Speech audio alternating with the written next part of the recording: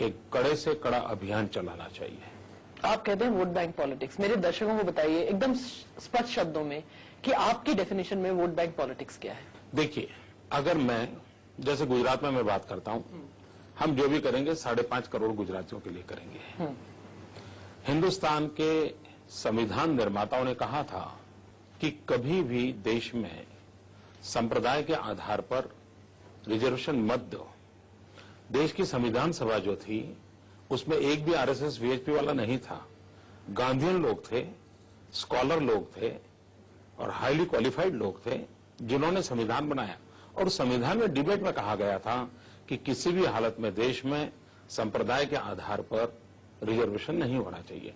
देश का दुर्भाग्य देखिए, वोट बैंक पॉलिटिक्स की खातर हाईकोर्ट ने 3 बार आंध्र का विरोध किया, उसके बावजूद भी संप्रदाय के आधार पर आरक्षण की ओर चल रहे हैं। हिंदुस्तान के अंदर कभी भी आर्मी में हिंदू कौन, मुसलमान कौन, ईसाई कौन कभी नहीं पूछा गया था। बिल्कुल। इस देश की यूपीए सरकार ने एक ऐसा कमीशन बनाया जो आर्मी में देशभक्तों को पूछ रहा है कि आपका संप्रदाय, वो कहता है मेरा संप्रदाय भारत माता है। ये जो बंटवारा करने की कोशिश है वो वोट बैंक पॉलिटिक्स को टारगेट करते हैं। अभी एक नया कमीशन बना है जिसका रिपोर्ट बड़ा खतरनाक है। क्या? हिंदुस्तान के अंदर दलितों को, ट्राइबल को आरक्षण देने का कारण हिस्टोरिकल सोशल सिस्टम है। हमारे पूर्वजों ने पाप किए हैं, उसे बाहर लाने के लिए ये आवश्यकता, और संविधान निर्माताओं ने, बाबा साहब आम्बेडकर ने, सब ने मिलकर के ट्राइबल को, शेड्यूल कास्ट को आरक्षण देने की योजना बनाई। अब क्या कर रहे हैं कि जो कन्वर्टेड ट्राइबल हैं, कन्वर्टेड दलित हैं, उनको भी आरक्षण का अधिकार मिलेगा। इसका मतलब आप कन्वर्जन को एक इंसेंटिव दे रहे हैं। और तब जाकर के सवाल उठता है क्या इसमें कोई विदेशी हस्तियों का रोल है क्या? ये सवाल उठा बहुत स्वाभाविक है। और तब जाकर के वोट बैंक पॉलिटिक्स, इस देश के अंदर आतंकवादियों को खिलाफ लड़ाई लड़ने के लिए पोटा का कानून न बनाना, मैं समझना नहीं पा रहा हूं। और ये कहना कि किसी संप्रदाय विशेष के खिलाफ है।